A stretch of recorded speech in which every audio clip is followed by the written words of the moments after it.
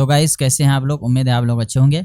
तो पिछले वीडियो में हम लोगों ने एक नया डॉक्यूमेंट को क्रिएट किया था। तो इस वीडियो में हम लोग यहाँ पे एस्पायर के इंटरफेस को बिल्कुल बारीकी से समझेंगे। तो चलिए विदाउट टाइम वेस्टिंग शुरू करते हैं।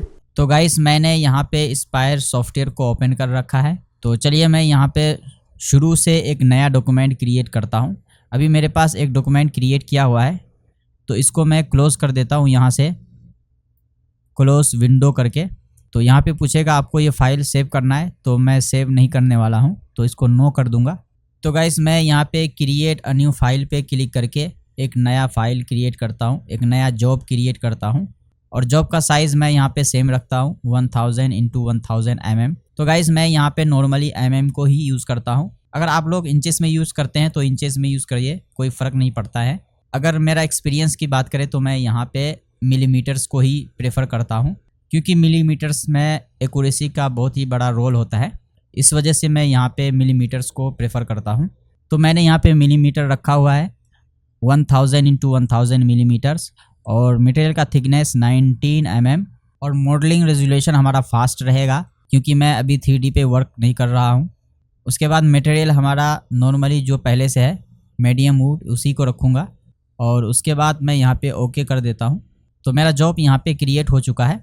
तो गाइस किसी भी सॉफ्टवेयर को सीखने के लिए सबसे पहले उस सॉफ्टवेयर का नेविगेशन सिस्टम को सीखना ज़रूरी होता है। अगर आप लोग उस सॉफ्टवेयर के नेविगेशन सिस्टम को सीख लेते हैं तो समझ लीजिए कि 30% आपने उस सॉफ्टवेयर को सीख लिया है। क्योंकि गाइस नेविगेशन सिस्टम बहुत ही ज़रूरी होता है किसी भी सॉफ्टवेयर को चलाने के लिए। इससे क्या होता है कि आप लोगों का वर्क या प्रोडक्शन फास्ट हो जाता है। तो इसी वजह से हम लोग यहाँ पे सबसे पहले एस्पायर के नेविगेशन सिस्टम्स को समझेंगे। तो सबसे पहले यहाँ पे एस्पायर का नाम आ रहा है ये सॉफ्टवेयर का, और उसके बाद इसका वर्जन है। वर्जन नंबर के बाद यहाँ पे फाइल का नाम आ रहा है।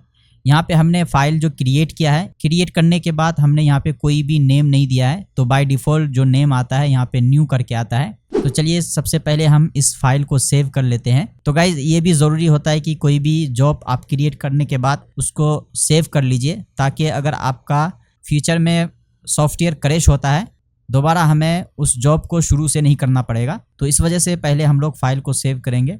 तो चलिए मैं इसको सेव कर लेता हूँ। फाइल पे क्लिक करके सेव, और इसको मैं सेव कर देता हूँ। सेव करने के बाद देखिए यहाँ पे ये नाम आ रहा है एस्पायर का, उसके बाद वर्जन, और उसके बाद ये फाइल का नेम। उसके बाद गाइस यहाँ पे मेन्यू बार मिलता है, जैसे कि नॉर्मली सभी सॉफ्टवेयर्स में होता है। File, edit, model, machine, tool path, view, gadgets और हेल्प। आगे हम लोग सभी को सीखेंगे एक एक करके बारीकी के साथ, और जैसे जैसे ज़रूरत पड़ेगा हम लोग यहाँ पे इन सब टूल्स को यूज़ भी करेंगे। और उसके बाद गाइस देखिए यहाँ पे लेफ़्ट साइड में कुछ टैब्स मिलता है। सबसे पहला टैब हमारा है ड्राइंग का। अगर हम लोग 2D पे वर्क करेंगे तो ड्राइंग टैब पे आना पड़ेगा। इस टैब पे आकर के हम लोग यहाँ पे ड्राइंग करेंगे कुछ भी, जैसे कि मान लीजिए हमें कोई सर्कल ड्रॉ करना है। जैसे हम लोग यहाँ पे ड्राइंग टैब पे आएंगे तो 2D के रिलेटेड यहाँ पे देखिए टूल्स आ जाएगा। यहाँ पे फाइल ऑपरेशंस का सेक्शन है, और उसके बाद क्रिएट वेक्टर्स और ट्रांसफॉर्म ऑब्जेक्ट्स, और उसके बाद एडिट ऑब्जेक्ट्स। इस तरीके से यहाँ पे सेक्शंस बना हुआ है। तो आगे हम लोग इसको बारीकी से समझेंगे। और उसके बाद नीचे मॉडलिंग टैब है। जब हम लोग 3D पे वर्क करेंगे, कोई मॉडल क्रिएट करेंगे, तो हम लोगों को यहाँ पे मॉडलिंग टैब पे आना पड़ेगा। जैसे हम लोग मॉडलिंग टैब पे क्लिक करेंगे तो मॉडलिंग के रिलेटेड टूल्स यहाँ पे आ जाएगा। और उसके बाद क्लिप आर्ट टैब। तो गाइस क्लिप आर्ट टैब यहाँ पे ये होता है, कोई भी डिज़ाइन हम लोग बनाते हैं 3D में या फिर 2D में, उसको एज अ क्लिप आर्ट यहाँ पे सेव करके रख सकते हैं फ्यूचर में उसको यूज़ करने के लिए। जैसे फ्लावर का लीव, जिसको हम लोग बार बार यूज़ कर सकते हैं, तो उस लीव को एज अ क्लिप आर्ट हम लोग सेव कर लेंगे, तो उसको हम लोग बार बार इन फ्यूचर रिपीट करेंगे। तो ये होता है हमारा क्लिप आर्ट्स। और उसके बाद लेयर्स का टैब है। मान लीजिए आपको कोई नया लेयर क्रिएट करना है, तो यहाँ से आकर के क्रिएट कर सकते हैं, या फिर इसको मैनेज कर सकते हैं। लेयर को ऊपर नीचे करना है तो वो कर सकते हैं। यहाँ पे देखिए एक आइकन मिल रहा है, इस आइकन पे क्लिक करेंगे। यहाँ पे इंसर्ट न्यू लेयर का ऑप्शन है। जैसे हम लोग क्रिएट करेंगे तो यहाँ पे देखिए दूसरा लेयर भी बन चुका है। अगर यहाँ पे कोई नेम देना चाहते हैं तो दे सकते। बाय डिफ़ॉल्ट यहाँ पे लेयर करके आता है, लेयर 1, लेयर 2, लेयर 3, इस तरीके से। मान लीजिए हमें अभी लेयर 1 को ऊपर चाहिए और लेयर 2 को नीचे चाहिए, तो इस एरो का यहाँ पे यूज़ कर सकते हैं। इसको हम लोग ऐसे ऊपर करेंगे, अप एरो को क्लिक करेंगे तो ये ऊपर आ जाएगा, और डाउन एरो को क्लिक करेंगे तो ये इस तरीके से डाउन होगा। यानी कि लेयर को ऊपर नीचे यहाँ पे मैनेज कर सकते हैं। लेयर्स का और भी यूजेस है, आगे हम लोग बारीकी से समझेंगे। और उसके बाद यहाँ पे शीट्स का ऑप्शन है, यहाँ से मल्टीपल शीट्स को मैनेज कर सकते हैं। देखिए अभी यहाँ पे शीट 1 है बाय डिफ़ॉल्ट। अगर दूसरा शीट हमें क्रिएट करना है तो इसको सेलेक्ट करने के बाद राइट क्लिक करेंगे, ऐड न्यू करेंगे तो दूसरा भी शीट यहाँ पे क्रिएट हो जाएगा। और इसको डिलीट करना चाहते हैं तो इस पर राइट क्लिक करके यहाँ से डिलीट भी कर सकते हैं, और राइट क्लिक करके इसको ऐड भी कर सकते हैं। तो गाइस शीट क्या होता है यहाँ पे देखिए, जैसे हमने दूसरा शीट यहाँ पे क्रिएट किया तो शीट 1 और शीट 2 इस तरीके से आप लोग मल्टीपल शीट क्रिएट कर सकते हैं और उस पर वर्क कर सकते हैं। जैसे हम लोगों ने अभी शीट 1 को एक्टिव करके रखा है, तो अभी ये एक्टिव है, जो कि आपको यहाँ पे वाइट कलर में दिख रहा है, और ये ग्रे कलर में है क्योंकि ये इनएक्टिव है। इसको हम लोग डबल क्लिक करेंगे तो अभी देखिए शीट नंबर 2 एक्टिवेट हो चुका है। मैं यहाँ पे ड्राइंग पे आकर के इसमें कोई ऑब्जेक्ट ड्रॉ करता हूँ, देखिए इस तरीके से। तो हमने यहाँ पे शीट नंबर 2 पे ड्राइंग किया है। अगर मैं शीट 1 पे आ जाता हूँ तो देखिए हमारा ऑब्जेक्ट शीट नंबर 2 में है, तो हम लोग यहाँ पे इसका कोई चेंजेस नहीं कर सकते हैं। इस तरीके से शीट वर्क करता है। तो आगे हम लोग और भी इसका यूजेस समझेंगे। तो चलिए मैं यहाँ पे शीट नंबर 2 को डिलीट कर लेता हूँ और यहाँ पे ड्राइंग पे आ जाता हूँ, ड्राइंग टैब पे। उसके बाद गाइस देखिए हमें यहाँ पे 2 व्यूज़ मिलता है, एक 2D व्यू और दूसरा 3D व्यू। अगर 2D पे वर्क करेंगे तो 2D व्यू पे आके करेंगे, और 3D पे वर्क करेंगे तो 3D व्यू पे आके करेंगे। और 2D व्यू का नेविगेशन क्या है कि जैसे हम लोग 2D व्यू पे आ चुके हैं तो यहाँ पे इसको जूम इन और जूम आउट करने के लिए हम माउस के व्हील बटन को स्क्रॉल करके करेंगे। जैसे हम लोग यहाँ पे स्क्रॉल डाउन करेंगे तो ये जूम इन होगा, और स्क्रॉल अप करेंगे तो ये जूम आउट होगा इस तरीके से। और इसको पैमिंग के लिए यानी इसको मूव करने के लिए उसी व्हील बटन को क्लिक करके होल्ड करेंगे, यानी कि क्लिक करके दबा के रखेंगे, और इस तरीके से इसको पैम कर सकते हैं, इस तरीके से मूव कर सकते हैं। मान लीजिए हम इसको मूव करके कहीं अंदर कर रख लेते हैं इस तरीके से, और दोबारा मैं जूम इन करूँगा तो देखिए यहाँ पे आ चुका है सेंटर पे। और उसके बाद आता है माउस का लेफ़्ट क्लिक और राइट क्लिक। लेफ़्ट क्लिक से यहाँ पे ऑब्जेक्ट को इस तरीके से ड्रैग करके सिलेक्ट कर सकते हैं। जैसे मान लीजिए मैं यहाँ पे एक सर्कल ड्रॉ करता हूँ और यहाँ पे दूसरा रेक्टेंगल ड्रॉ करता हूँ।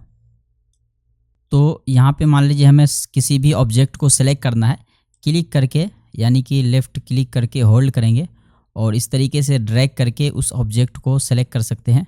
और दूसरा तरीका यहाँ पे ये है कि उस पर क्लिक करके भी इस तरीके से सिलेक्ट कर सकते हैं।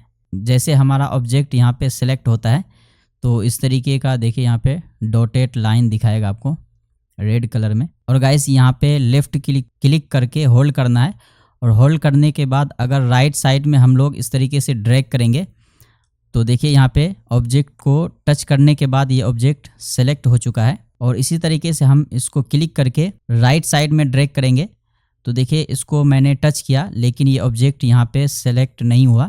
इसका मतलब ये है कि जैसे हम लोग लेफ़्ट क्लिक को क्लिक करके ड्रैग करेंगे राइट साइड में तो ऑब्जेक्ट को पूरा ड्रैग करके इन साइड लेना पड़ेगा, यानी कि इस तरीके से पूरा ऑब्जेक्ट को इस तरीके से सेलेक्ट करना पड़ेगा, तब जा कर के वो ऑब्जेक्ट यहाँ पे सेलेक्ट होगा।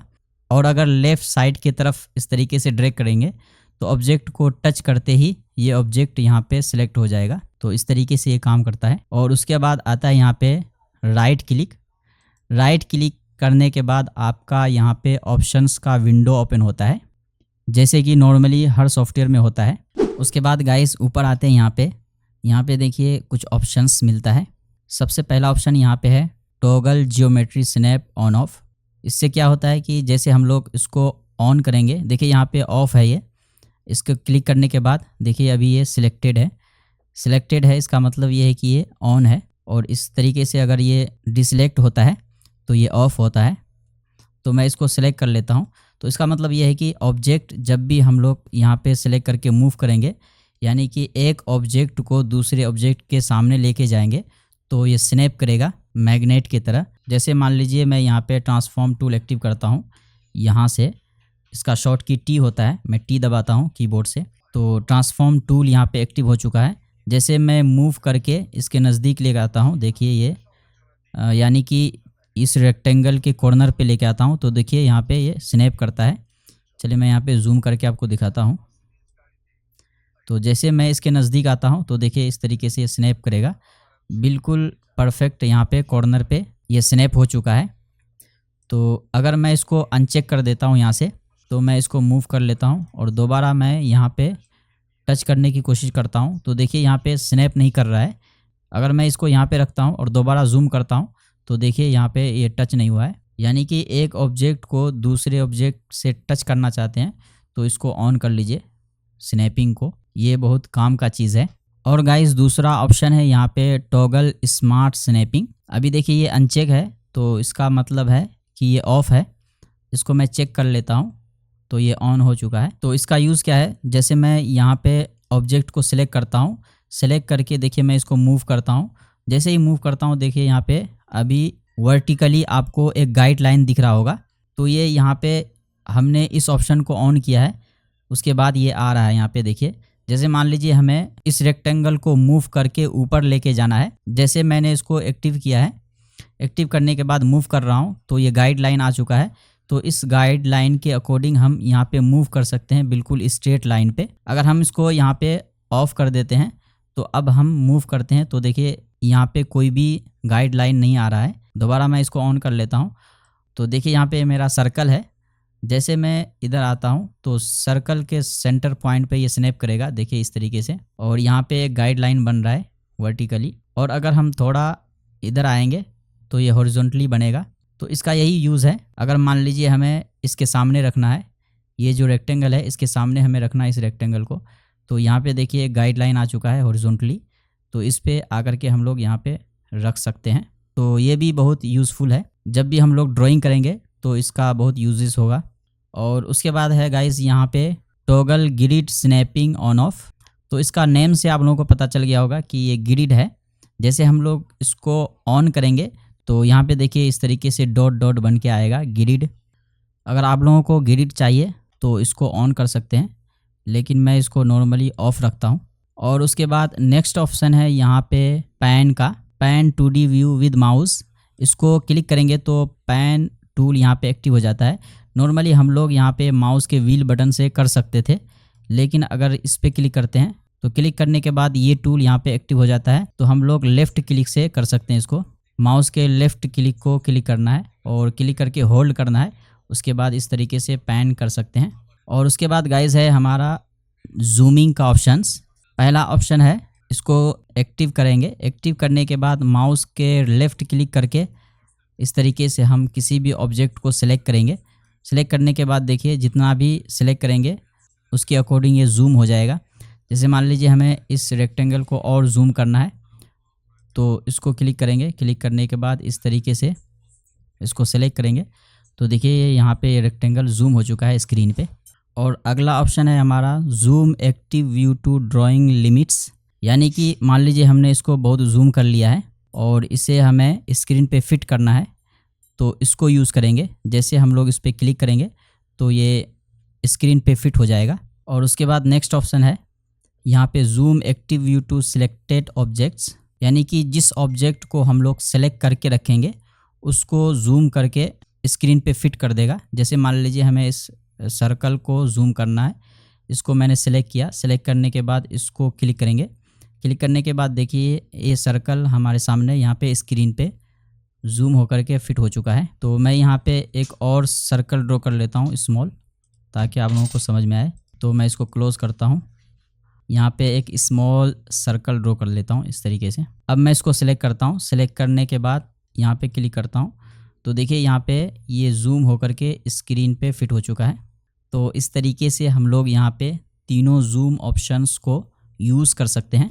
और उसके बाद नेक्स्ट ऑप्शन है हमारा toggle tool path 2D drawing visibility. ये जब हम लोग टूल पाथ क्रिएट करेंगे उस वक्त ये यूज़ होगा। यानी कि ये दोनों ऑप्शन जब हम लोग टूल पाथ क्रिएट करेंगे 2D टूल पाथ, उसमें ये यूज़ होगा, तो उस वक्त हम लोग समझेंगे। अभी इसको स्किप करते हैं। ये भी उसी वक्त यूज़ होगा जब हम लोग यहाँ पे मटेरियल क्रिएट करेंगे, टॉगल मटेरियल ब्लॉक विजिबिलिटी। और नेक्स्ट ऑप्शन है हमारा अरेंज व्यूज़। यानी इससे व्यूज़ को अरेंज कर सकते हैं हॉरिजॉन्टली। यानी कि ये अरेंज व्यूज़ हॉरिजॉन्टली इस पर क्लिक करेंगे तो इस तरीके से दोनों व्यूज़ हॉरिजॉन्टली अरेंज हो जाएगा, 2D व्यू और 3D व्यू। और इस तरीके से आप वर्टिकली करना चाहते हैं तो वर्टिकली भी कर सकते हैं इस पर क्लिक करके।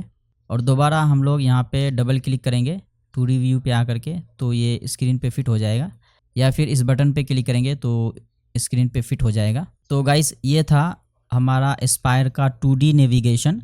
तो आई होप कि आप लोगों को समझ में आया होगा। नेक्स्ट वीडियो में हम लोग 3D नेविगेशंस को समझेंगे। तो इस वीडियो में बस इतना ही। तो चलिए हम लोग मिलते हैं नेक्स्ट वीडियो में। जब तक के लिए take care and good bye.